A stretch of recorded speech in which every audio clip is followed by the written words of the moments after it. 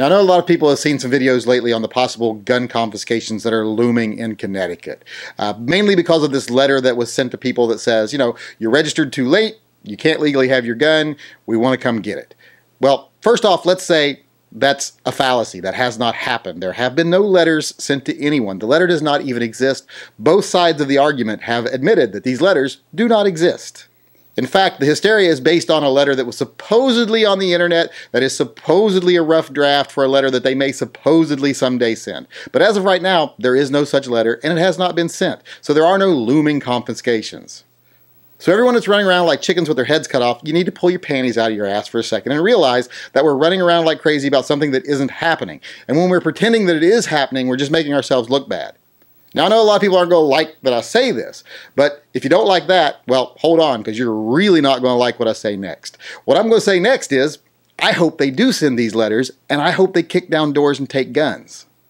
And you know why I hope that? Because one of the best ways to get people to not fight back against tyranny is to try to convince them that that tyranny doesn't exist. And we all know the people that sponsor these laws, these registration laws, their biggest argument is it doesn't hurt anyone and we're not going to take anyone's guns. This is America. We would never have confiscations. But those of us that know, we know that confiscations are always the result of registration. It's almost always. You would be hard-pressed to find any country that ever had a registration that it didn't lead to confiscation. That's just historical precedent. Registration leads to confiscation. And those of us that support the Second Amendment, we understand that that's reality. We know that registration is just a means to an end, and that end is confiscation. Now, these people that support registrations, they would like to pretend that, well, this is America. Somehow the dirt that we live on is magical. And things like that can never happen to you. These things that happen to people in other countries when they register their weapons, that can't happen to you because you live in America. Well, our dirt isn't magic. The dirt we stand on isn't any better than the dirt that people stand on in other countries. The only thing that makes us better is that we have a constitution that we uphold and respect.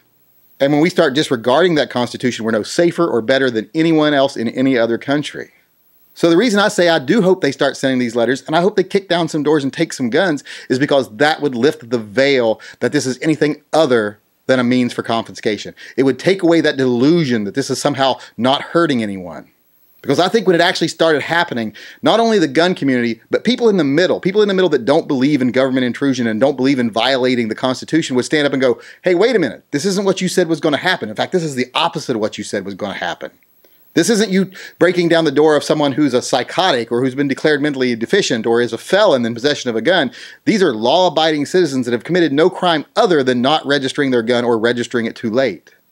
I think once that starts happening, people will stand up and fight back, and we will destroy these types of laws that try to pretend like, oh, they're not dangerous at all. Because in reality, they're very dangerous. They're extremely dangerous, and most of us know that. Those of us that pay attention, we know how dangerous they are. And why I wish this kind of thing would start happening is because then not only would we know it's dangerous, but everyone else would know it was dangerous too, and I think people then would stand up and say, enough.